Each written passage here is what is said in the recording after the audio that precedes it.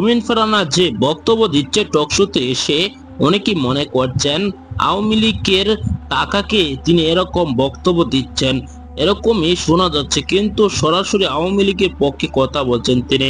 দর্শক, তার এই বক্তব্যের কেউ প্রতিবাদ করছে না বিএনপির। এবার সরাসরি কঠোর হুঁশিয়ারি দিয়েছে পিনাকি ভট্টাচার্য। পিনাকি ভট্টাচার্যর এই বক্তব্যের পর কিন্তু রুমিন ফারহানা রীতিমতো চুপসে গিয়েছে।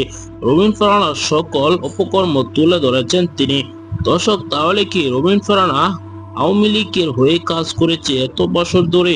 তিনি সংসদ সদস্য ছিলেন সময় নাকি আওয়ামী লীগের টাকাকে তিনি আওয়ামী লীগের প্লট ব্যবহার করেছেন, এমনকি শেখ হাসিনার সাথে তার ঘনিষ্ঠতা রয়েছিল, এরকমই তথ্য কিন্তু এখন বেশি উঠছে।